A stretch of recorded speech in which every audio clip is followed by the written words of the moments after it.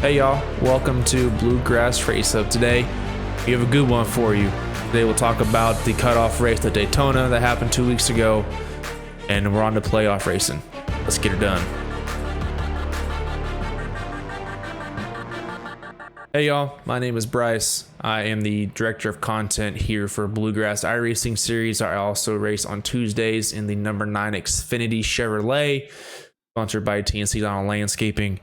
I'm joined on the show with my good friend Alex.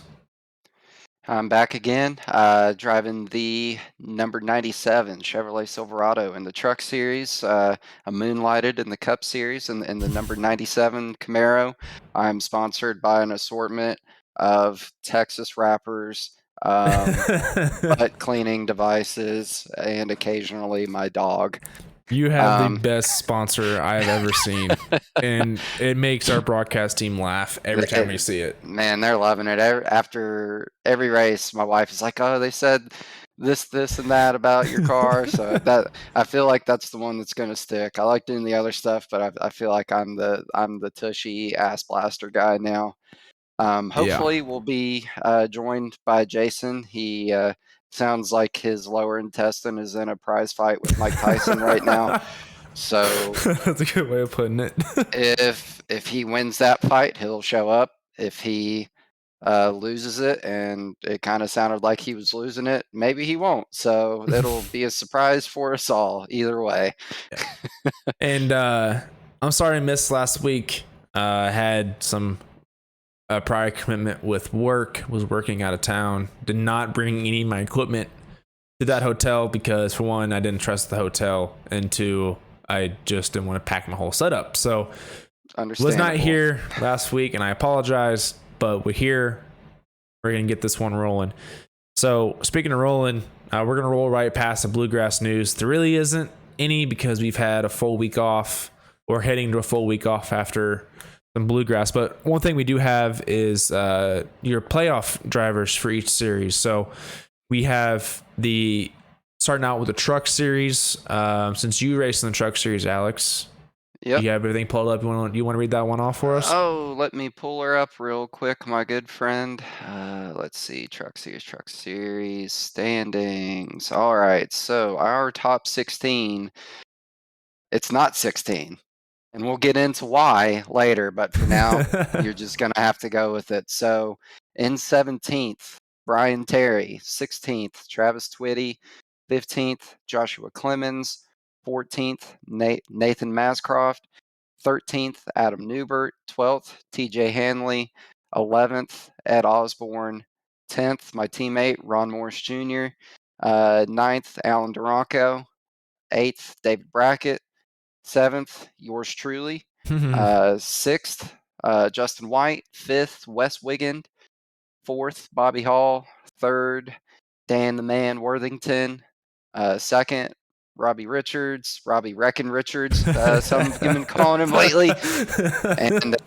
And coming in hot, carrying with all the momentum right now is Keith Hackney with 5 wins on the season, and he has, let's see here, just an 18-point lead over Robbie right now. So despite it's less than I thought. Despite the big win discrepancy as far as points go, everybody that's in the playoffs has a chance to make some noise, which I mean, it would be a stretch for, I don't know, the guys that are, maybe more than 100 points back, but you go down to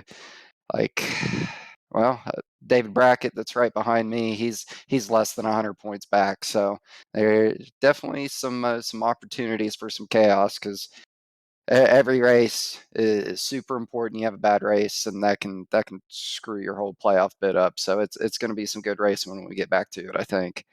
Yeah, especially since all 3 series we're starting the first round. I believe each round is I believe 2 races each. So, round of 16 is 2 races, round of 8, round of 4, whatever. So, round of 4 is 1 race. It's just one, yep. Yeah. So, or 16, 12, 8, you know what I mean. But a couple seasons ago, it was only 1 race, and I got screwed, and I wrecked at Bristol as a first round. and completely just screwed my whole playoff bid. But yeah, I mean, the Truck Series, I feel like that's the better stacked league of talent than all three series, and there's not one clear runaway that I can think of. I mean, yeah, Hackney's been strong, but there's no one person that I would think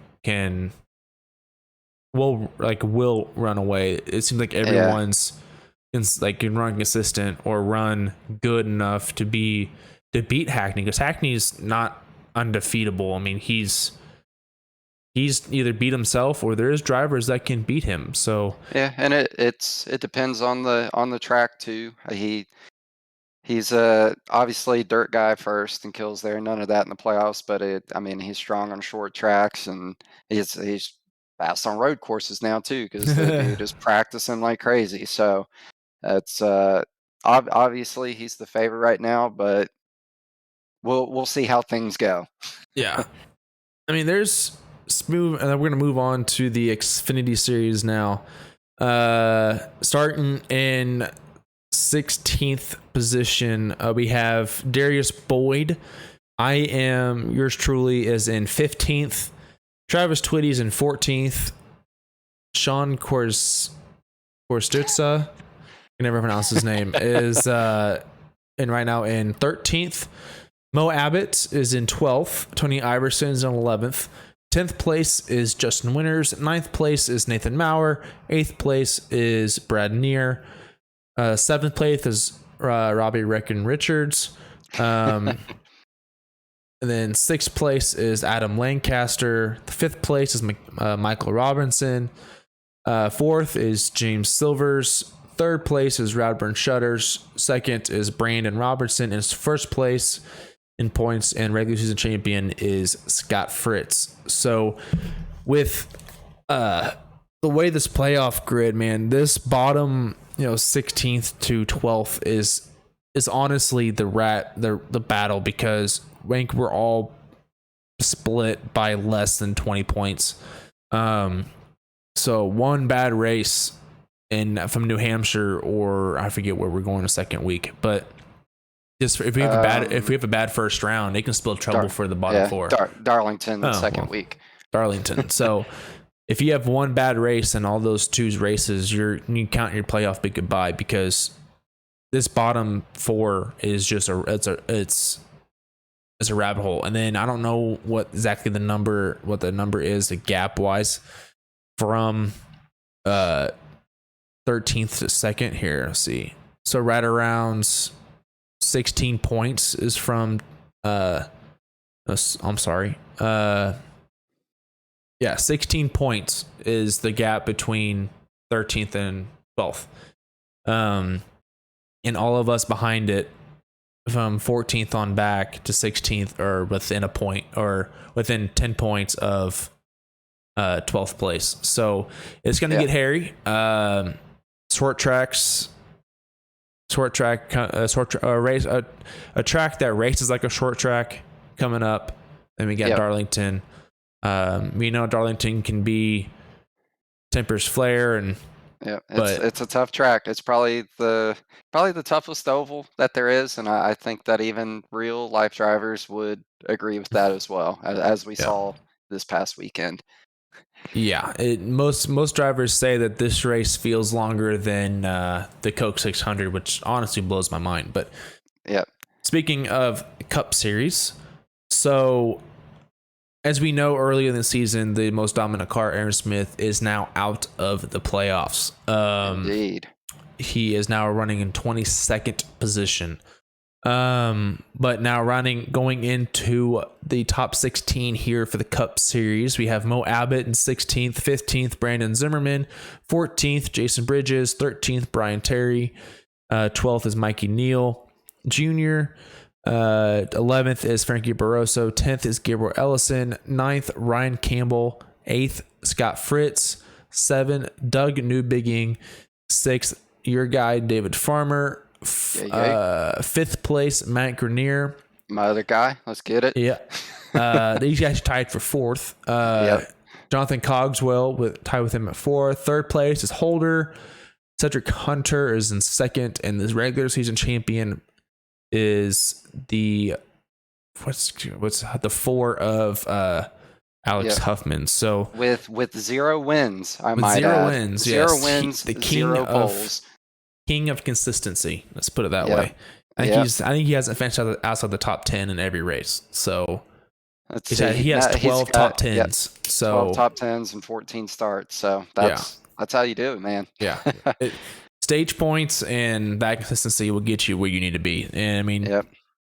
yeah. So, but that's pretty much the playoff field here. Rounding out, we'll do this every time there's a new round coming up. So when the round of 12 comes in, we'll go back and redo the top 12 up to top 1, and the same thing with round of 8, and then obviously the championship.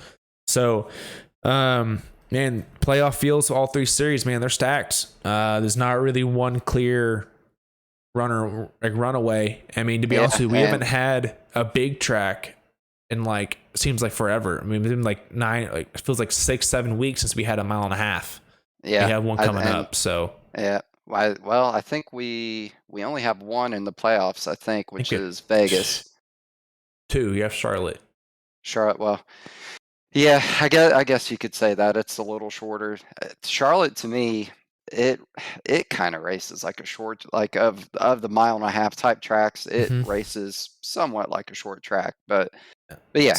So we'll go ahead and go through the tracks we have for the rounds. So round 1, we have New Hampshire and Darlington. We've already discussed. The round of 12 will be Las Vegas and the Bristol Motor Speedway.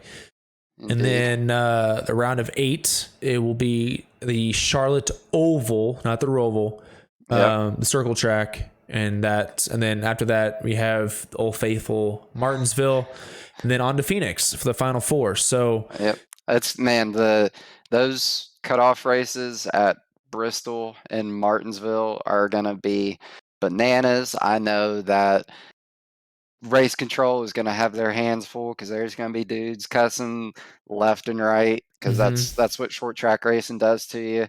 But I guarantee post race fights going to be popping after both of those. Yeah, absolutely. But yeah, it's this playoff. Jason does really good job about making the playoff schedule have a well-rounded what's what I'm looking for here? Well-rounded, just balanced. Yeah, balanced. Thank you. You could throw a road course in there. See, but, last year the Roval was in it, and that was where the Charlotte track is this year. It was the week before Martinsville, and that's where I thought he would regain it. I love racing the Roval. It's a difficult track. Mm-hmm. It's hard to pass, so you have to use your brakes to pass. But I have no problem with it. I kind of missed the Roval, but I'm sad it's not on here. But looking at the laps and looking, what the stages are, we are going to be on the big track this year. So last year that was championship race, believe it or not, with Charlotte. So nice.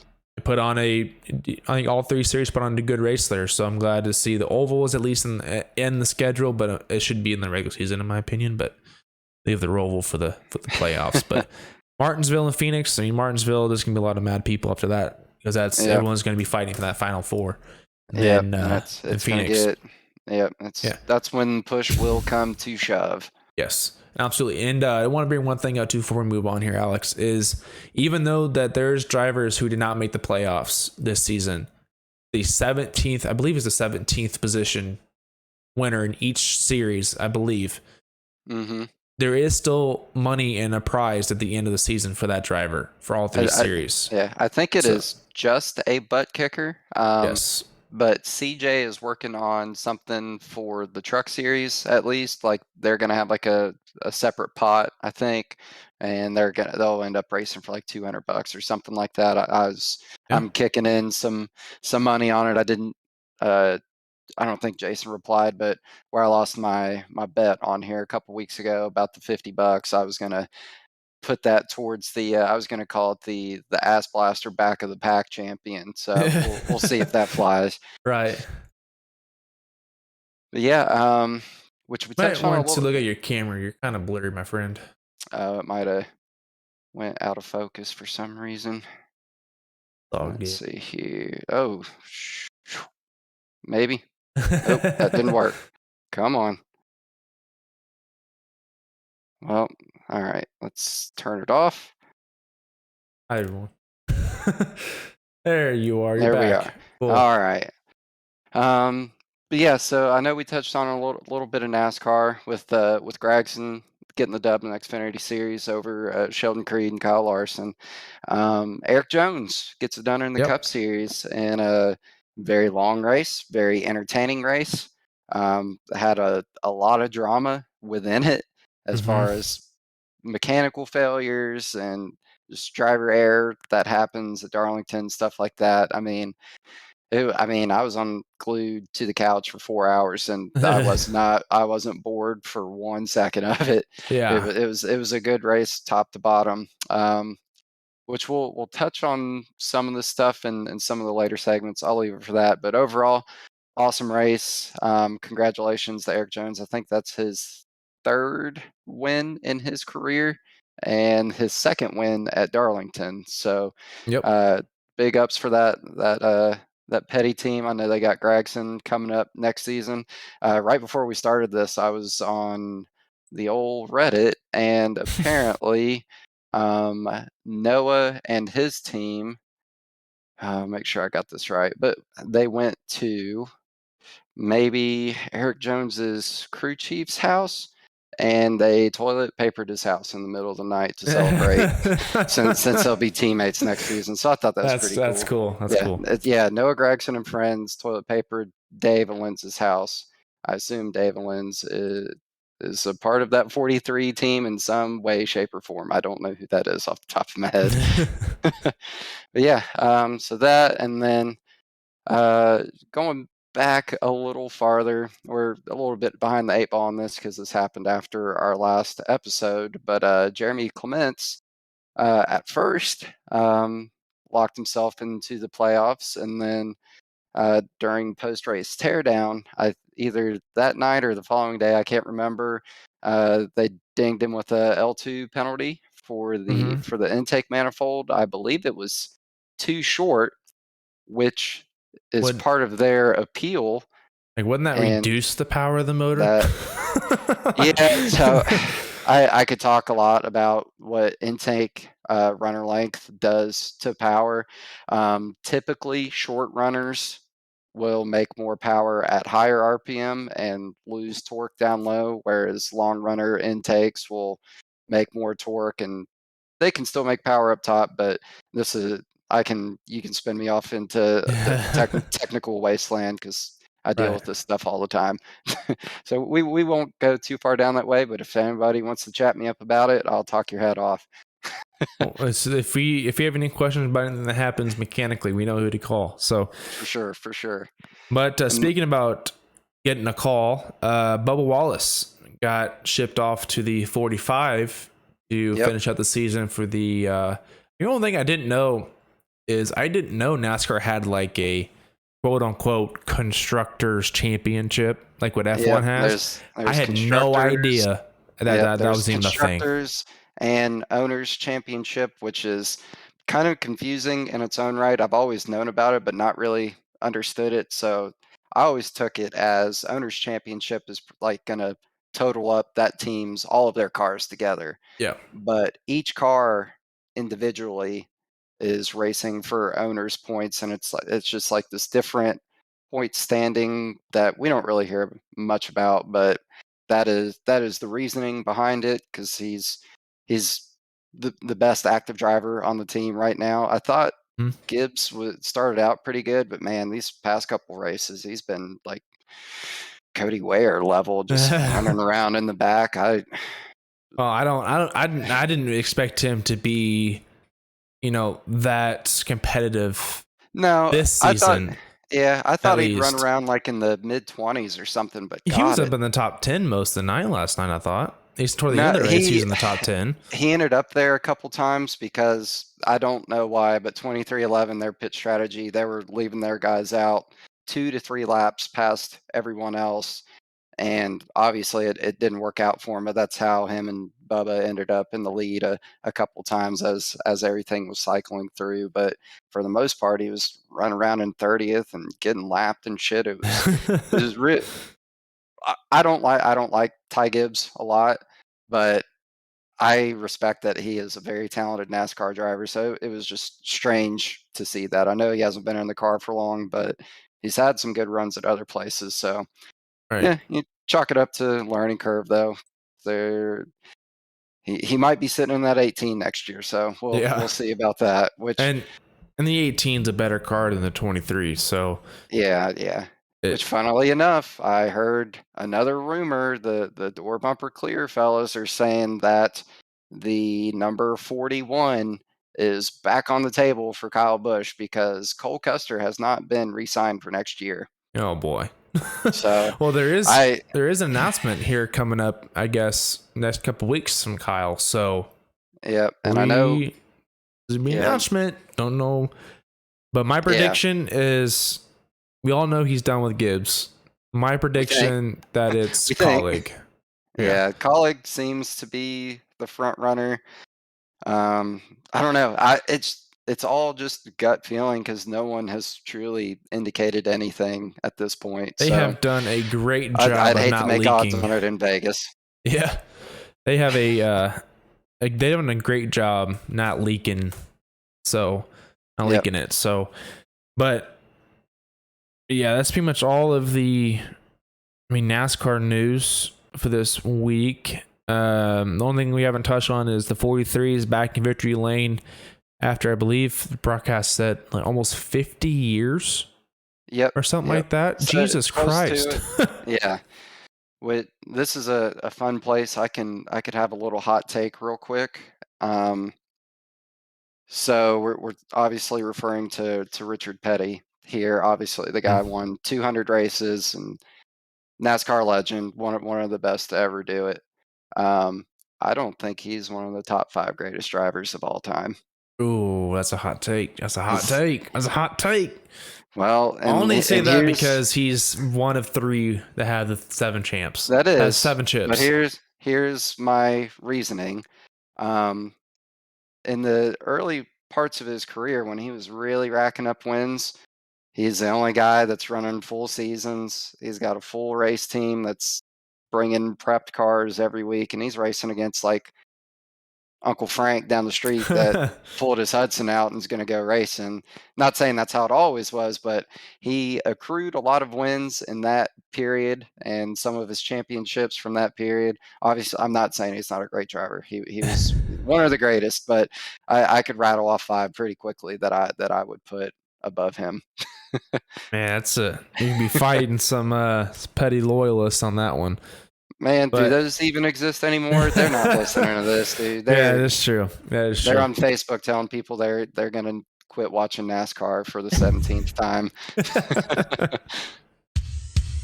Green flag or red flag? Here's how it goes. Green flag means you agree, red flag means you disagree. Here we go.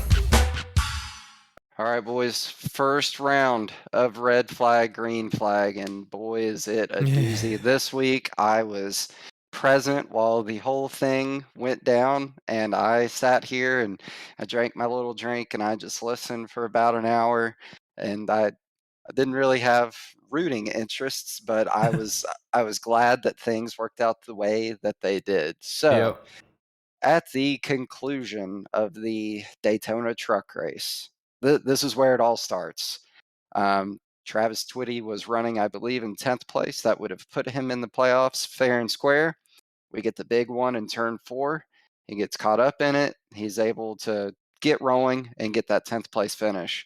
In the process, he hits the incident limit, and I think it was like a 45-second penalty. It sends him back to 18th Ooh. place, puts him on the outside of the playoffs looking in, and puts Brian Terry in.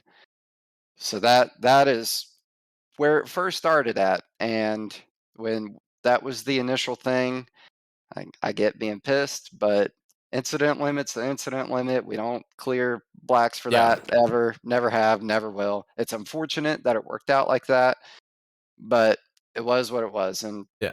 we did we had some back and forths about this for a while, and they were looking through each incident that he had in the race and seeing if it was truly an incident or not. Right. And But I want to stop you for a second. regardless, yeah, So yeah, yeah. what people aren't understand. So what we're talking about here is was talking about green flag, red flag with Travis Twitty cites the rule book to get a playoff bid. So that's what we're talking about right here. Sorry I Yep. didn't describe that Yeah, first, but go ahead, we're Alex. building up to it because Yeah. this is one of the greatest stories ever told in bluegrass iRacing when David beat Goliath.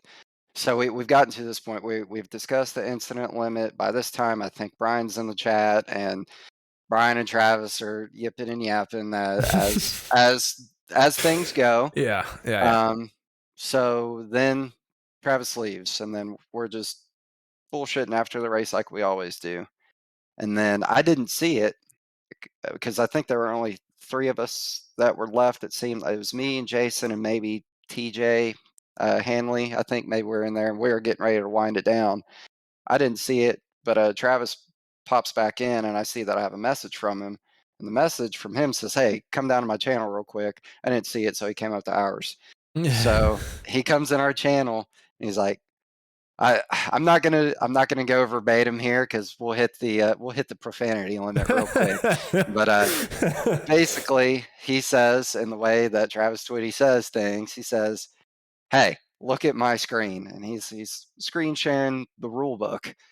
And in the rule book, the second offense for intentional wrecking and or dangerous driving is a 20-point penalty. And who was he So talking about? he's talking about Brian Terry. So Oh. this dates back. So this dates back. Brian had one earlier in the season. He ended up on probation for it. I think he hit somebody under caution. I think it was That a Dover. temp. Yeah, it was. Yes, it was Dover. I Yes. think Remember tempers that. were involved. I don't know the whole context, but I do remember seeing it happen. So that was his first offense. Hmm. So after this race, his second offense, Jason and Dave reviewed it, and they deemed that Brian had earned the penalty. But they gave him a deduction of 2 points, which still had him in the playoffs. And that's the rule book said, well, I think that initial ruling did not factor in the first intentional wrecking incident. Oh no. So Travis Oh comes no. in. Travis comes in on fire, and I'm just sitting here. It was like sitting courtside watching Michael Jordan. He's because first off, to have the memory that Brian had this intentional incident earlier in the Mm-hmm. season, and then he has another one at Daytona that I was almost a part of. I narrowly avoided it. So not only has he remembered that Brian has two of these incidents, I'm gonna curse now. This motherfucker has the wherewithal to get into the rule book and make sure that everything is correct. And this is where it gets a little dicey because there's a chart, and the chart shows second offense 20 points. Mm-hmm. But then there's like some subtext below it, and in that subtext it says 10 points or something, which however it worked out, it wouldn't have been enough if it weren't the 20 points. And I might have skewed some numbers here, but I know 20 is what ended up being applied. So this dude has remembered incidents throughout the season, and then and I hate to say this, probably one of the few people that have actually looked at the damn rule book. Yeah. I mean, Yeah. I've referenced it. I've not went front to back on it. I get the high points. That's all I need. I'm going to go out and race clean. But this Yeah. dude did his homework for a significant amount of time, because from when he first left to when he came back, we had already like forgotten about it. At least a half hour, if not more. This 100, he was just going through the rule book the whole time. That's all he could have Right. been doing. And he comes back, and at first Jason's like, "Well, that wasn't what I intended it to be." And then Travis comes back, and the way that Travis comes back, he's like, I don't care That's what it how was it's supposed written. to be. This is what it says. If I go to the grocery store and it says $2 on the price tag, Mm-hmm. even though it's $1,000 product, in the words Pay of the $2. Travis Twitty, in the words of Travis Twitty, I'm walking out the store with that motherfucker.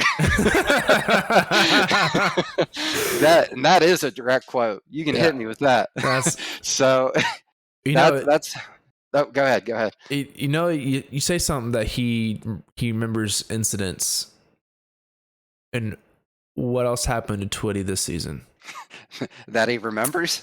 Yeah, there's a I've, driver in his series that should be, now that we know this, should mhm, probably be looking over his shoulder for the rest of the season, because now that yep, Twitty's in the playoffs. yep. Anything is possible, man. Yeah. But yeah, And, speaking just what you were saying, that blows my mind. I mean, people, I mean, that's the thing with this league. You know, there's a lot of rules in this league. You know, we're not mhm, some cut and dry, hey, show up and show race, up. and that's it. Right. We have There's more to it. rules, and a whole rule book's probably 30 to 40 pages long. I Yeah, mean, it's it's a Jason's put in some time, yep, and the drivers council put in time, and our league does have great rules, and we abide by those rules. And Twitty found a loophole, and it's not even real. I wanted to say loophole, but he just found the loop.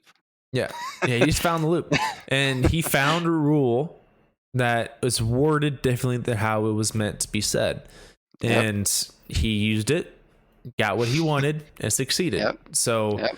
he's And now in the that's playoffs, and that yep, is why the Truck Series is up to 17 spots yep. in the Because playoffs. But we did. I need a red flag, green flag here. Yeah.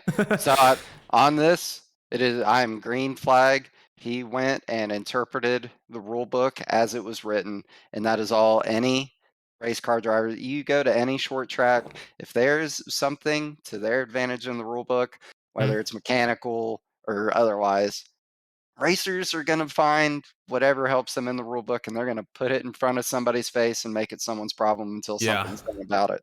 absolutely. I So mean, green flag for me. I mean, all day, and that was one of my favorite things to listen to. Shout out Twitty, that shit was super fun. yeah. I don't, again, this was probably Monday, and I was at work, Yes. and I was watching online, so I didn't know all this was going on. So I'm first time I'm Hmm. hearing about this. So what you're telling me, and for what I've seen on the breakdown, I'm 100% green flag along with you. Yep. Uh, I feel he did what he had to do. He Hmm. read the rule.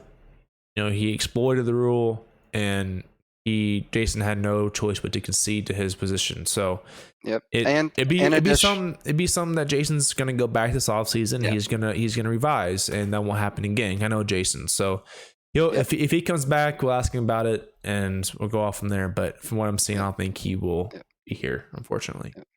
Yeah. In addition, obviously we granted Brian a playoff berth as well because he was originally in, and due to rulemaking errors, it put him on the outside. That didn't feel fair. So here we are at 17, and we can really thank Dave Farmer for that because there's precedent. There were 17 in the Cup playoffs last season because Jason granted Dave a berth because somebody wasn't going to come back. Their name eludes me right now. But they at first were not going to come back. And this, after Dave was put into the playoffs, then that Mm, person showed back up and said, "Hey, I'm going to race." They ended up not racing, but you're right. but I do they believe made 17 though, spots. you can't. This is where my brain works. You can't let that become precedent. Like you Yep. can't. You have this has to be the final time. Yep. If It's even now extraordinary. that, yeah, it's gonna be a hot take here. So even though Brian was in the playoff, right, and you had then he had that second penalty. He already had one penalty in suspension this season, and then he had another one on top of that, and that put him outside the playoffs. Hmm. He shouldn't have been in. I love Brian to death, and he's a great guy. He races around me respectfully. I haven't had any run-ins with him, but the way I see it and the way the rules are, you if you make the penalty and you do all that and you have two instances of reckless driving and you're suspended for one of them, and the evidence is loud and clear that you've done that for a second time, like it was. I remember Mhm. watching the wreck on Yeah. broadcast. You shouldn't be allowed a spot in the playoffs because, for one, that allows a president that I can be suspended twice Right. be deducted 20 points and get locked in because I was originally in the first place. That shouldn't have Yep. happened. You Yep. had the penalty. You have to serve Yep. the penalty. This is okay. For example, this is like putting Brad Keselowski back in the playoffs because he got a penalty earlier in the season. Yeah. When he was already Yep. locked, when he was appointed into the in the Mhm. playoffs. Brad Keselowski got a 30 playoff point or 30-point Yeah, it was deduction huge. earlier in the season. He Yep. wasn't able I'm to getting recover. But I think Brian should be following that same precedent. I don't think making a 17th playoff spot is fair to everyone else in the playoff field as well. Yeah, by the word of the law, I agree with you. It's kind of like a extraordinary circumstances, but Mm. by the rules, because there was an error at first, that that was the judgment that ended up coming down. But I agree with you. I mean, it it, it would just be a shitty pill to swallow, knowing Yeah, it was a rule thing. But at the it'd end of the be day, it's it'd be no a disrespect. shitty. It's a Yeah, shitty rule. I mean, it's a shitty pill to swallow, but at the same time, you broke two rules yeah, in the rule book that carry a penalty. You have to serve that yep, penalty. It's part of it. You have a problem with it, leave the league. It's not that hard. I mean, yep, I've gotten penalties in this league. I know people have got penalties in this league, but you've had no choice but to serve them. That's yep, not fair to people that had penalties, and now we served our penalties and lost points or got suspended or probation. yep. But one person got 20 points deducted, got his pointed way out of the playoffs because of that penalty, and he got put back in the playoffs. That just doesn't seem fair to everyone else. But that's for that'd be another conversation we Yep. have internally. Another time. Yeah, that's an internal conversation we'll have in the off season. But moving on, so Bobby Hall Jr. causes multiple drivers to be upset with him for a lack of car control this week. Alex.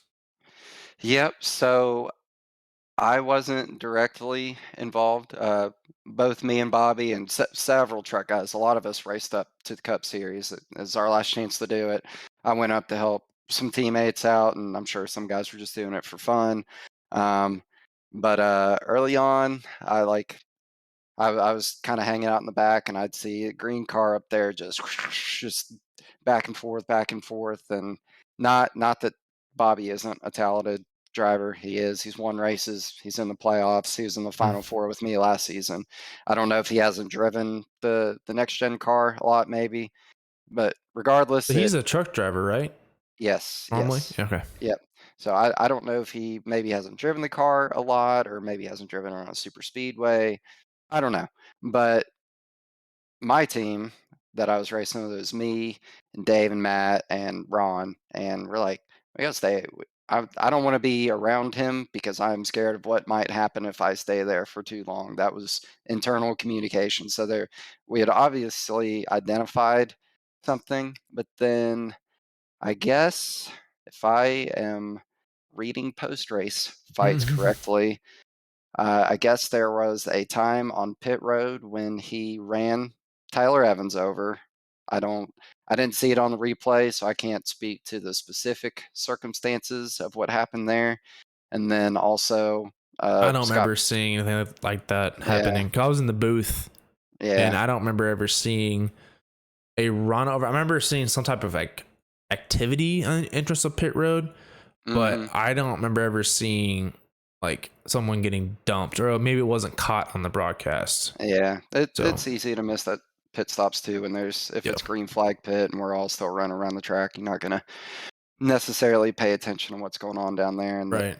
but then additionally, I guess Scott Fritz uh, said something about Bobby uh, wiping somebody out. I don't know if he was saying about himself, but just basically said that, and some of these truck drivers are up here screwing our race up. And I understand because I've felt the inverse of it at times too. Didn't So didn't it happen to Matt Grenier 2 weeks in a row? I'm just one. I think it was at Watkins Glen with Yeah. Robbie. Right. I think, but either way, that it brings up an interesting question, which is one that people were kind of aggravated about in Xfinity this season, real life Xfinity, with guys that are not racing for a championship, Coming racing in in. these other series and potentially screwing Yeah. up people's playoff berths. People were mad, not as mad because everyone loves Kyle Larson, but like he was racing Sheldon Creed hard, and Yep. if Kyle hadn't have been there, or if he had backed off some, Sheldon Creed be in the playoffs right now. He Yeah. he he had the race won, and he had to go video game mode to try to send it on the outside of Larson. Yeah. So in that same vein, if you got truck guys racing up the cup or cup guys coming down to truck series, I know it happens and that's how it happens in real life, but I Yeah. get the frustrations of people racing for a championship and Right. See, maybe getting an opportunity taken away by someone that's just running a one-off. I'm red flagging with the whole car control deal. I mean, you gotta be able to hold your line. It's Daytona. It's not that hard. Yep.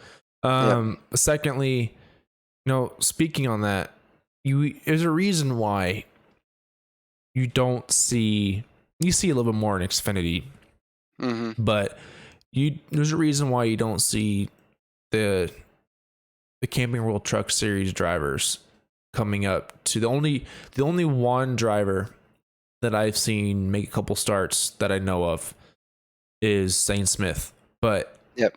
there's a reason why majority of those drivers haven't come up to run the Cup Series.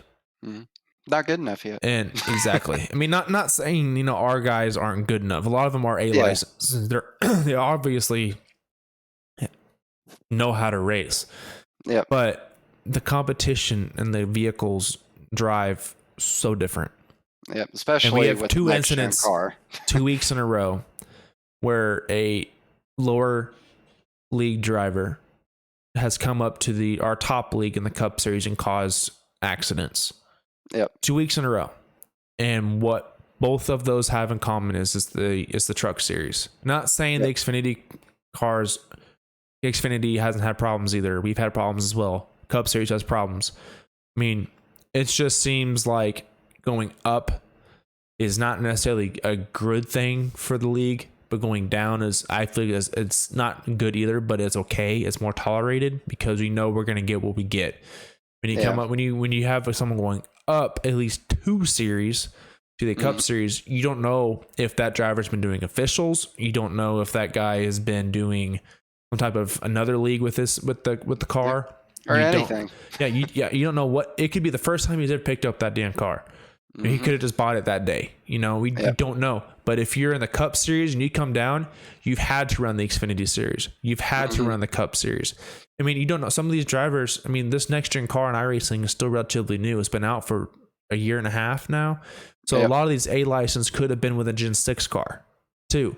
So racing up, in my opinion, you have to earn your way to it. Yeah. There's a reason why a Truck Series driver doesn't go up 1 week and race trucks and one race Xfinity. It's most drivers stay within their league, but there's a couple exceptions like Zane Smith substituted in for Chris Buescher. But other than that, you don't see Truck Series drivers making one-off starts. Yep. You see more of the Xfinity cars doing that. There's a reason for that, because the Xfinity cars are cars, the trucks are damn trucks. They race 1,000% differently. Correct me if I'm wrong on that, Alex, but they race so differently. Yeah. But I can just go in and be a dead horse on that, because I'm very passionate about, especially if you're going in, and I know it's not your fault. You're not going in and intentionally wrecking somebody or ruin someone else's race. But when you're coming down the playoff wire, there's a reason why drivers can't do exchanging series during the playoffs. So no drivers can do one-off starts in Cup Series anymore. No Cup Series driver can do any one-offs in the Xfinity or the Truck Series anymore, because especially the trucks and the Cup Series are in the playoffs. I think the Xfinity starts here soon. So there's reasons why they have those rules in place. So incidents like we had last 2 weeks wouldn't happen. But that's it. No disagreement for me here. I do like when I get the opportunity to race up. I go out of my way to not make it someone else's problem. But if I made a mistake, I would totally understand someone being super pissed at me, because I'm in their playground. So yeah, I exactly. get it. Yeah, I mean, you'd be pissed if they came down to you and wrecked you. So I mean, you're playing in other people's playhouse. It's like you're playing on other people's playground, like you said. But green flag, red flag. How about just Daytona as a cutoff race in general? I'm green flag for it. I don't know about you. I love plate racing. That's one of my favorite forms of racing. People say it's not a real form of racing. I 100% disagree with that. Oh, it's racing. I think it's a form of racing. Yeah. 100%. I get both sides of it.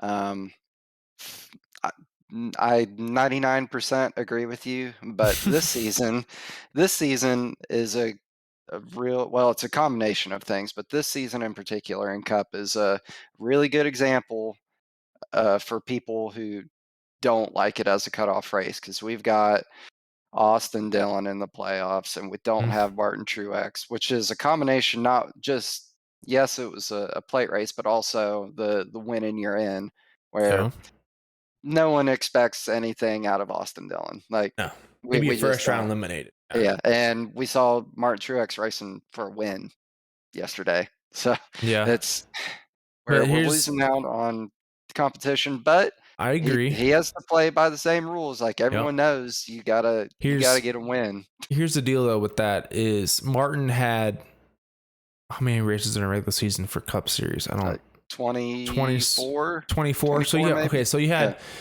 24 races. 24 races to get a win. You had 24 races to point your way in, and you failed. You failed to do it. I had no sympathy for Martin. It sucks for the series. It sucks for Martin, but I have no sympathy for Martin because he failed to do a job. And even though he was top 10 in points all season long, we had 16 winners in the Cup Series this year. That's never happened. And Dillon, and he got lucky because Kurt gave his up because he's out of the playoffs. He had a better chance. It could have been. He could have hoped for. Yeah, if Kurt was in, or was still racing, and Blaney and Dillon won, Blaney's out of the playoffs too, and he's third or fourth in points as well. So I had no sympathy for Martin. I like him. He's always been my favorite Toyota driver, but I frankly don't have any sympathy for him because he failed to do a job. And but people are gonna hate me for that, and I don't really care. So that's just the argument, and the chase format doesn't really bother me at all. But the people that don't like it, this is why they don't like it. They feel that he should be in, and some people agree, some people disagree. Everyone's racing by the same rules, like you said. Rules are rules, man. And that's all it comes down to. So So what was the original question? I gotta give a green flag or red flag. Just the Daytona being a cutoff race. We had the Bluegrass. It was the cutoff race as well. So I'm totally good with it. I like plate racing. It's not necessarily my favorite, but I do enjoy it a lot because we don't get a ton of it, and it injects chaos, which is what we got with the 6 cars on the lead lap in the Cup race a couple weeks ago. So I'm all good. I'm green flag with it because not speaking on Bluegrass terms here. So Bluegrass, we had, I think every series was over 30 cars for the first time in God knows how long. So it was good to see old drivers that we haven't seen. We'll get to a group that some of them I wasn't so maybe there's a group that we'll talk about later that should not be allowed back in the league. But there's a lot of drivers that took hiatuses throughout the summer that came back for Daytona, and it was good to see everyone. You know, there's names I haven't seen since like week 2 or 3, and so I'm glad to see drivers back, and all 3 series had car counts well above 30. I think the truck series had almost a full field, like 40 cars or something, like 40 trucks. So it was good to see that. And the Xfinity wasn't far behind. I think maybe high 30s, high 36, 37 cars. So I was amazed how the turnout was for this. Yep. So I'm green flag when it comes to being a cutoff race for Bluegrass. 100%. It's more fun to race with 30 guys than 15 absolutely. every day. I mean, it could be, but you couldn't race last season where the championship race we had 7. Yeah. So it was a great change of pace. But moving on to the Cup Series, I mean, when they did it in 21, was it 2020? I think it was 2020 when they did the first cutoff race being Daytona. Mm-hmm. It was 2020 because Jimmy Johnson. Yeah. So it created drama. Yes. It creates drama. And I love watching Daytona. I love watching Talladega. It's just it's always, unless they go single file freight train, the energy that's when it is sucks. there. The energy is always there. There is no car's out to a 5-second gap with 134 laps to go. It's these cars are at max speed, 190 plus miles an hour, inches apart from each other. There is nothing more.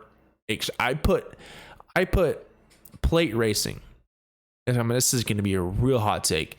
I put plate racing next to Formula One racing because I doubt Lewis Hamilton and Max Verstappen come in NASCAR and be even considered for top 10 at Daytona, Talladega. They wouldn't, and there are a lot of reasons for that, but they're not used to racing that close together for hours. The other thing it comes down to them is they drive cars that all the grip is based on downforce. And stock cars are way different. I think that those guys are probably talented enough to where they could pick it up over they can pick it years. But you're not just going to sit in one. You're not going to cross disciplines no matter what. No, I mean, there's only one driver that I know that's able to do it in Juan Pablo Montoya, but he wasn't really that consistent. So, but anyway, back to my point. I'm green flag with Daytona being the cutoff race. I wouldn't mind it being the cutoff race. Hell, even if you make Talladega, go move Daytona back to July 4th, put Talladega at the end of this regular season. I'm 100% cool with that too. Or but even put the new Atlanta as a cutoff race. I don't give a shit. I like the playoff. I like plate racing for the cutoff. Yep, it's unpredictable. Yeah. All right, we know you love plate racing. So what do we got next? I'm trying to think if I had more. I had the one. I was thinking of one earlier, but I totally forgot what it was. I had one. I was gonna give Jason some shit talking about Toyotas yesterday, but he's not here to defend himself, saying that Toyotas them cheating Yoders because Kyle Busch blew up. I found out why Kyle Busch blew up. He missed the shift. I was just gonna get into my already serious moment. Thanks, appreciate that. Oh man. Bro, are you serious right now? All right, Alex. So you already breached into my "Are you serious?" moment of the week. I only have one this week, and that's the top 2 most dominant cars on Sunday night at Darlington. Kyle Busch and Martin Truex both blew engines less than 3 laps from each other, and one was under fucking caution. Yes. So I don't know what the hell Martin hit, or if the belt broke or what, but the hell was, I don't know what happened there. But Kyle, bro. I don't know how you're in the playoffs. You're 25, 26 races into the season. How are you still missing shifts? And how the hell do you miss a shift on a sequential? Yeah, On so a freaking sequential gearbox. so there was something I heard on his radio earlier in the race. I don't think this would uh, make someone miss a shift, but he did tell his crew that his gear indicator on his dash was flashing between second and third gear, so it was not indicating what gear he was in. I don't think that causes a miss shift. Like if you're upshifted, like if you're on a restart, you're pulling back every no matter what. So Yeah. I don't think that is the cause of that, but maybe we'll hear. But it sounds, I know Denny Hamlin did it early in the season. So I know Uh, like LaJoy had it happen to him. yeah, like second and third race. I get it. You've been driving H patterns your whole life, Yeah. muscle memory. But at this point in the season, yeah, come on, man. Come on. Yeah. It's you can't be, especially with you being on a contract year and you not know what you're going to do. Yeah, You and he's can't be been making killing those it all day. mistakes, man. He's running out front. Over what 170 something laps Yeah, and blew it under caution. yep.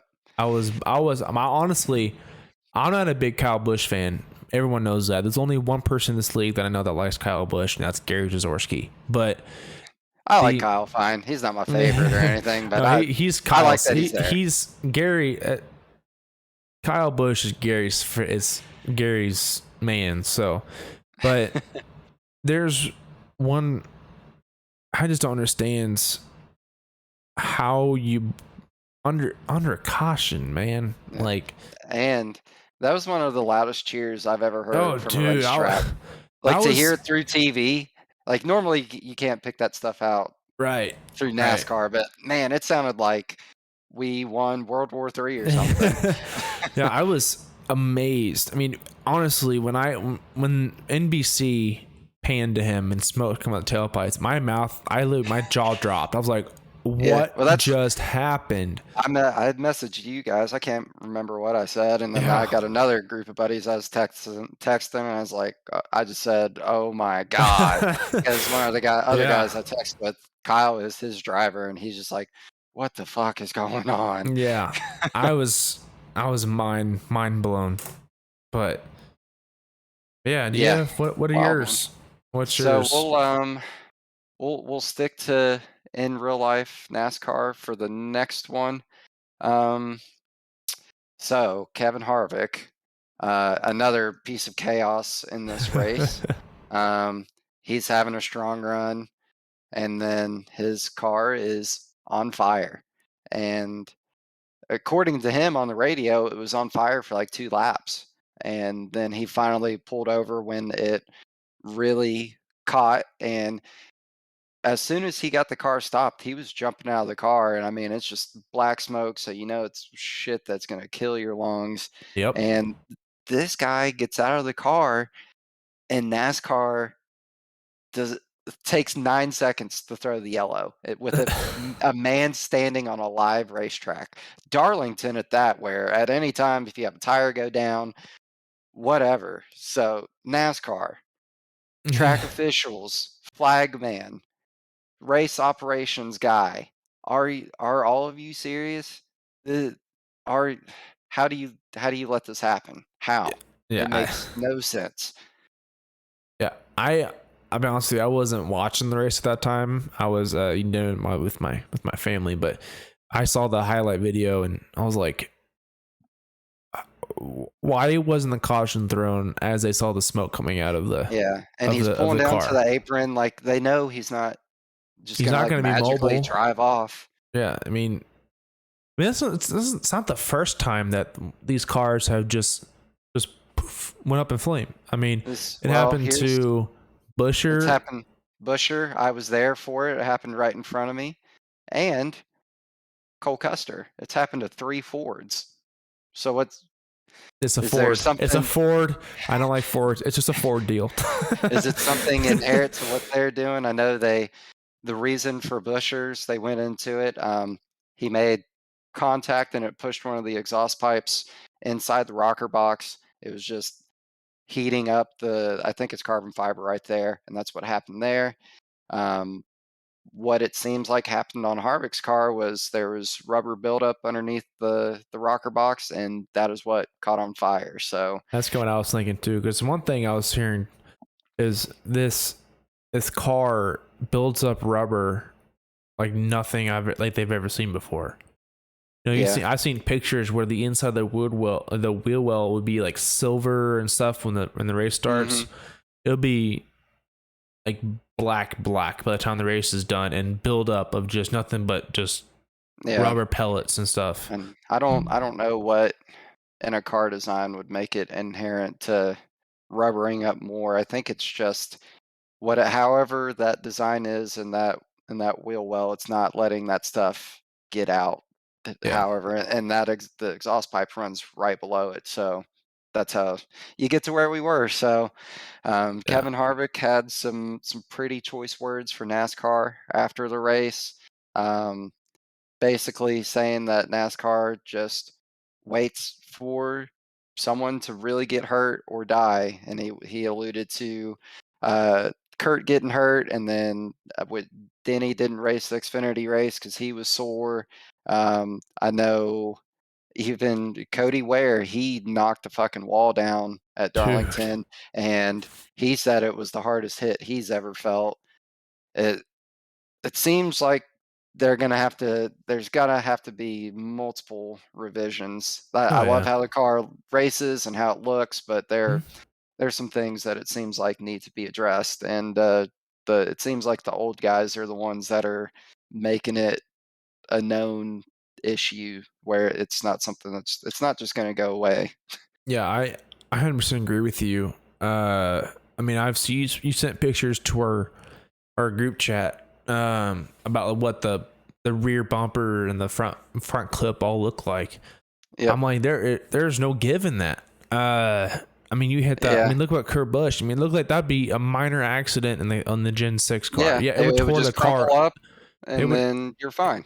Yeah, I mean, it would have been a backup car for Kurt that day, but for the race, but he wouldn't be out for 6 weeks with the concussion. You know, Yeah. Denny Hamlin. I mean, one thing, yes, the car does race. The new one race really well. I mean, it's brought back mile and a half racing when we don't have that high downforce, low horsepower, Yeah. the 2-foot spoiler and the 550 horsepower Yeah. garbage ass package. But we have a car that fixes mile and a half, such as short tracks, but wrecks like an old Gen 2 or a Gen 1 car. You know, it's Yeah. just rigid, just bones, just Yep. I'll it doesn't wreck I'll well. And I'll show everybody here real quick what I'm speaking about, hopefully. So yeah. So this is the I don't know if that worked or not. Hopefully we can see it fine. But this it's is not the pulling front. up. It's not. Uh-uh. Shoot. Uh, how about now? Nope. Oh, okay. Well, screw this. Yeah. Stop streaming. All right. Whatever. But basically, behind the front bumper, it it looks like bridge trusses is the way it was described. There's like they'll be the last things that'll ever give, and I'm sure that is the same in the rear bumper, which is what caused Kurt's issue. Um, so I don't know. They've got to figure out something that is going to absorb energy there because it's taking all that energy and it's applying it to the driver, and everyone's saying it's the hardest hits they've ever taken. So Yeah. that's where there's smoke, there's fire. They got to figure something out. Yeah, definitely. But I mean, this car is still an infant. You know, it's only been around one season, Yep. and they'll get it figured out. I know. A lot of my I don't really trust NASCAR, but when it comes to Yeah. safety, I Yeah. do trust them because we haven't had a death in the sport since Dale. So I Adam trust them. Petty. Adam Petty. He died afterwards. Oh, I thought he was unrelated. I thought he died in like a unrelated accident. It was, I wanna say he was in an ARCA car, but maybe I just got Mandela affected there because I thought it was because unrelated, but anyway, well, a now I have NASCAR to Cup find out. Series. How about Cup Series? Yeah, A yes, a yes. Cup Series driver hasn't passed away since Mhm. Dale Yep. Earnhardt. So It was a Busch Series, practice session that Adam died in. That okay, was but what year did Dale die? Was it 2001. okay, so Adam died before Dale. Yeah, so Dale was the last one. Yep, you were right. You Uh, got you got me there on when people are dying. yeah. So they made a bunch of safety requirements for the all three series after that, Yep, and I NASCAR has to be listening to the drivers on this because if yep, NASCAR, I'm gonna go sole union here because if NASCAR doesn't want a drivers union, they need to fix the crashing because that's yep, one way. That's the number one ticket the NASCAR is gonna get to get unionized is yep, life, yep. like danger of life. If Mhm. soon as you put drivers going 180 miles an hour and a car does not crash well, and you have a driver who, I mean, hit the back to the wall, but I mean, it wasn't overly hard. I mean, that would have been no contact whatsoever. It would have Yeah, been easier contact with the Gen 6. But if you put those type of drivers in that hard situation, knowing that they are in a position to where if they wreck, they're going to be sore for a week, or they're going to randomly cars are going to go up in flames. yeah. That's your number one ticket in NASCAR. I mean, I know no one in NASCAR is going to be listening to this. But my one advice, NASCAR: if you want to keep unions out of NASCAR, fix the car. That's all I have to say. It's gotta be fixed. Yep, it's gotta be fixed. Alright, moving on. You got another Are You Serious? Mm, Jason I not being here. Jason not being here. Are you serious, um, dude? yeah, He's shooting 50% on the season now yep. on podcasts. I do have a couple. Really just one major one. We'll touch on this first one just because it ended up not being as bad. But Hendrick Motorsports, are you serious? With some might say the most talented driver you have. He's got a bad engine last week, and then got a bad fuel pressure regulator this week that puts him 3 laps down early in the race. I get last year's champion. We're what are we doing? I mean, this is the biggest operation in NASCAR. Their campus is a city, and they're showing up to the racetrack and giving a superstar duds in the playoffs, man. And yeah, even I remember there was a race last year where they unloaded and Larson's out on track and his car's 300 degrees. They pulled in the pits and it's because they forgot to take out one of the shrouds that they have in the car while they're on a trailer and it impeded all the airflow to the radiator. It's like, you guys are the cream of the crop. Like everybody wants to be Hendrick Motorsports and NASCAR, and that it's Hmm. kind of embarrassing. I mean, if I was a Larson fan, I'd be pissed off. They're throwing my boy grenades every week. So yeah, personally, I mean, hey, keep giving him bad cars yeah, as far as I'm concerned. But I mean, the yeah, guy's obviously super talented and like Hendrick, figure it out. yeah. I don't know. When it comes to the whole engine thing, I mean, he really hasn't had engine problems all year. It just seems recently styled now to come to light. But you know, I don't Couldn't be know. worse timing though. Yeah, could not be worse timing. Yeah, you're right. But he was able to rebound. You know, Yeah, I think he's he finished in finished the top top five. 20. So top or yeah, But he went in. he finished in the lead lap. But He was on the lead lap. um, so but yeah, I don't. Excuse me. I don't think it's worth anything to really look into. But if it Now, happens next week, if they roll out again, if it happens then again, then yeah, we have another discussion. But yeah. All right, last. Are you serious? This is what we've been waiting for because we know we're gonna get some feedback from our dear friend Brian Terry. 'cause he did not agree with the verdict that was given for his dangerous driving slash intentional wrecking, whichever way you want to look at it. Um, it happened in front of me. I believe he was. I believe he was a lap car at the time. We might have been in the middle of a pit cycle. I'm not 100%, but he was. I think he was running by himself, so he's off pace at Daytona, and a pack flies up on him. He had been running the bottom, and then he moved up to the middle, and then he comes back to the bottom, and then chaos ensues. Yep, I remember Um, watching that live. yep. So no one likes to ride around by themselves at Daytona. No one wants to be slow. I don't know if he was damaged, but just riding around by yourself is you're screwed. But when people get to you, You had to pick the a you lane.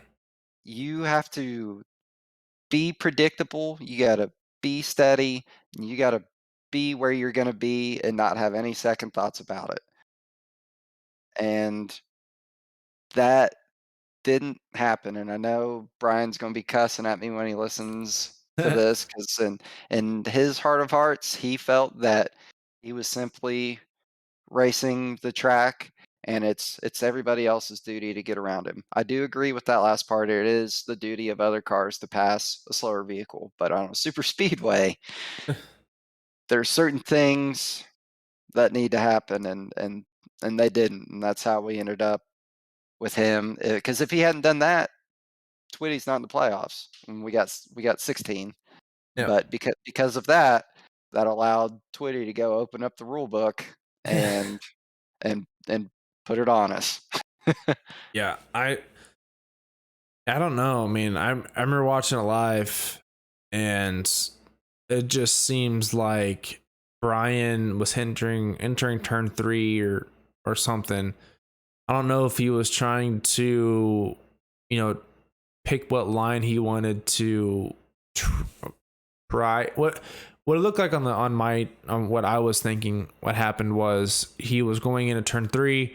The second pack was coming to him. He wanted to lead that pack instead of falling back to the back. So he tried to pick a Yep, line. and But the just second pack is like 10 to 12 mile an hour faster than Brian if not was, more. if not more. So it one of those things where Brian thought something didn't work. It obviously messed up a lot of Mhm. drivers race. And so that's, I mean, it's a, I understand where Brian's coming from about what he said, but at the same time, it's your job to, it's the driver's job to get around you, but it's your job to hold the line. Yeah, special And if it was any non-super speedway track, it probably would have been a totally different scenario, but yeah, that's part of what super speedway racing brings, and it's kinda not that we have a different rule set for it, but you kinda operate under a little different premises when you're on a super speedway. yeah, you just can't sit there and, you know, hog up the middle lane and split the pack too. Yeah. Like this is in Mhm. general. I'm not talking on Brian here, but this in general. Like I Yeah. see, even in officials, you see those cars that got trapped a lap down of, or you know, or what, or something like that, and Yep. they're racing the middle line. It's Mhm. like no, like you don't Yep. split the pack. I Yep. mean, you don't Yep. blend back in the pack. You don't split the pack. You gotta There's you gotta certain try and grab the tail. That's all you can do. right. There's certain gentleman agreements and certain unwritten rules in super speedway Mhm. racing, and Brian broke them. Like, and it caused a chaos. You know, it's the the track, the drivers weren't they didn't know what Brian was going to do, because my teammates were in that race, Justin and Nate. They told me on Tuesday that they didn't know where Brian was going to go. Mhm. I'm like, oh. So I was like, I mean, yeah, I went back and rewatched it, and I was like, yeah, I would have thought the same thing. I mean, I'm coming up on Brian that's 20 mile an hour slower than me. I'm not gonna, Mhm. and he's swerving back and forth trying to figure out what line he wants to go. I don't know Yep. what line he's gonna do. I mean, you saw Nate just like swoop down right behind him and dodge him barely. And Brian by then got spooked and was already wrecking. So, and wrecked the whole pack. So, yeah, I don't know what he was thinking there. Just get up to the high line there. Just gotta learn. Yep. Or run the bottom, wherever. Just all the way in one direction or the other. Pick your line and hold it. That's it. Yep. That is it. That's all we got for Are You Serious? All right. Time Bluegrass picks of the week here at New Hampshire. Well, Jason was going to go first for the truck series, but now that he's not, he can suck it. You're up. I believe he won last week though for Daytona. He did. I think he said he got 2 out of 3. I don't even know. I think we're so he'd be in the lead now. 1, huh? I think he's 2, and you and me are 1 apiece. Is he 2-0 since he joined? Yeah. Yeah. Yeah, we can't let this happen. Well, one of us is going to catch him after this week. And I'm probably cheating myself because I don't like picking the odds on favorites. I like to look for a scrappy underdog. And with that being said, man, this is a tough one. It'd be really easy to pick Keith here, because he's real good on short tracks. I know this isn't a half mile or anything, but it drives like a short track. I think it's a mile long, isn't it? So you want Hackney? Yeah, it's mile. No. It's a mile. Yeah. Yeah. I'm not going to take Hackney because that's the easy way out. And you're probably going to take him because I'm not. No. But I'm going to roll with my good friend Wes Wigand. He's locked, obviously, in the playoffs. He is highest in points without a victory currently. I like that pick. It's a good pick. And he actually has the most penalty points on the season. I see a big 30-point deduction on there. So without that, he'd be, I think, second in points. So wow. I'm rolling with my main man Wes. I've had a blast racing around him and that whole team this year. All those guys are awesome. We race each other nice and clean. Those are some of the best guys on the service as far as I'm concerned. So shout out to it's not Team Flex. What are they? Flex Motorsports. He's not on Flex though. I don't know. I can't remember. I'm sheesh. But whatever. I'm going with Wes. All right. I'm gonna go with. I want to say Hackney, but I'm gonna go with Justin White. Justin White. I almost thought about that myself, so I applaud that pick, sir. Yeah, but I'm gonna go Justin White because he's been consistent. Daytona was an outlier, but in the whole season, in the whole season, he's always been up there. He's not been battling for the win or anything, but he's been up there in points. I mean, he's won Dover. He knows he can do it, and it's another mile track. And I believe Justin White can get her done. So moving on to Xfinity, I'll pick first for Xfinity. And there's one person, or there's 2 picks here. There's an easy one, and then there's a wild card. All right. I'm not going to choose the easy one. I'm going to go wild card. Man. Let's have There's a man out there. He's on Simbox who tells me all the time how good he is on flat ovals. Okay. And by golly, if he lives up to the hype, I'll be the smartest man alive. Let's have it. Oh, man. I'm going to go. Sorry, I'm blanking on his last name. Holy shit. Oh my God. You better get it together. Man. I got found it. I'm going to go Mr. Dougie Neal. Dougie Neal. Yeah. Doug Neal, number 77. I'm going to give him a shot. He's telling me all the time how good he is at flat ovals. I want to pick you, Doug. Doug, the pressure's on. The pressure's on, Doug. You tell me how good you are. You told me you'd be looking forward to this New Hampshire race. See what he's got. Yep. All right, so I guess that leaves it to me. Let's see. There's one I've already picked Michael 2 times this season. I can't go back to that well again, even though I feel like he's going to get it done at some point. I'm not. I kind of wanted to take Fritz, just being a flat track. I feel like it's one of those where like a dirt guy could really excel. But I'm gonna.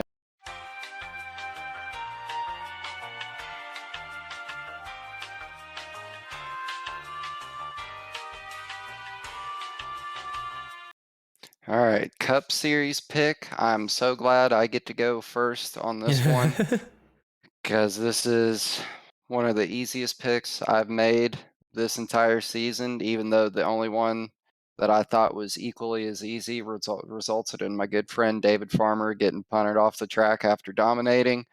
But I'm going back to the well. His teammate, another man I'm spotting for, a native of the area, a man, Matty Matt. a self-proclaimed master at New Hampshire, Matt Grenier. It's easy pickings.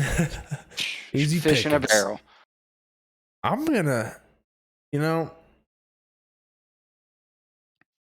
there's another driver. There's a lot of other drivers. There's other drivers, yeah. I'm gonna pick the regular season champion. I'm gonna go Huffy. The Huffmeister? Yeah, I'm going Huffy because the paint god himself. Yeah, because he's a short track guy as well. He is. I think he's won a couple races on short tracks in previous years. He loves short track racing, so I'm gonna pick Huffy. And now that I know Aaron Smith ain't gonna be in this race, I know it's gonna come down to these two. Hopefully battling out, and don't forget, we still got David Farmer can come in. Yep, I'm sure Dave's gonna get a couple tips from Matt, and then you got Cedric's always fast. It'll be interesting. Yeah, as long as be banging gears, sliding around, it's gonna be good. As long as those three drivers who shall not be named be back in this session. But I think they got kicked out of the league, so we have to. Yeah, I believe they did. We forgot to touch on that, but it's all good. For those of you who don't know, there's three drivers who came into the NASCAR, the Cup Series race. I'm not gonna name their names, but they came in 20 laps in. They wrecked almost 3/4 of the field. Going three wide, and yeah, it was just a disaster. So they got taken out of the league. They believe one got wrecked, and then they went after race control, so they all got banned from the league. That's that. I think they were there for like 2 races this season, so no big deal. Nope. For funsies, we could pick real life NASCAR Cup winner. There you go. For next week. Where are they at? That was what I am about to find out, because as soon as I started opening my fat mouth, I was like, I'm not even sure where they are next week. NASCAR app. NASCAR schedule. That is Kansas. Duh. Oh, I'm going to Kansas. We already talked about this. I'm going there. Yep. Man, I'm going Tyler Reddick. I like that. He's going to be ripping the top, which he was one of my picks at Darlington, because you can go out there and rip the top. That's a good one. I'm going Reddick. Since I was kind of making fun of him earlier, Reddick's that's an awesome pick. That's a good one. But I am, since my buddy Kurt isn't there to outduel him again, Kyle Larson's going to get it done this time. Yep. I think maybe it might come down to a Chevy versus Chevy. I looked at the weather for Sunday. I think it's going to be actually a gorgeous day. 70 degrees for a high. you've picked a good one to attend, sir. Yeah, last couple years, like 2020, it was like it was about 34 degrees for a high, and those cars driving by you at 200 miles an hour. Yeah. It was about a 20 to a 25 degree wind chill. Yeah, and I was 2 rows up from the track. Yeah, that sounds fun. Yeah, that was absolutely miserable. Last fall race was okay. It was about 65, 60. You know, it wasn't bad. This year is going to be absolutely gorgeous. So I'm really looking forward to this one. Perfect race watching and alcohol consuming weather. Oh yeah, definitely. But yeah, I can see them two, Reddick and Larson, battling it out for the win. Coming down. In that same vein, maybe Christopher Bell makes an appearance, another dirt track guy, something that suits his style. So it'll be interesting. I would expect all three of those guys to be in the mix at least at varying stages of the race. So I'm not counting out Chase Elliott either. No, of course you're not. I'm not counting Chase either because he's won at Kansas. Yep. But so has Larson. Unless they give him the bad engine this week. Right. All right, y'all. Thanks for hanging out with us here at Bluegrass Race Up. Catch us as we start playoff racing next week in New Hampshire. Remember, trucks on Monday, Xfinity on Tuesday, Cup on Wednesday. Thanks to our league sponsors, Butt Kicker, Roasted Gems Coffee, Kinder Performance Group, Nitro Racing, and Huffman Design. We'll see you guys after the Hampshire. Peace.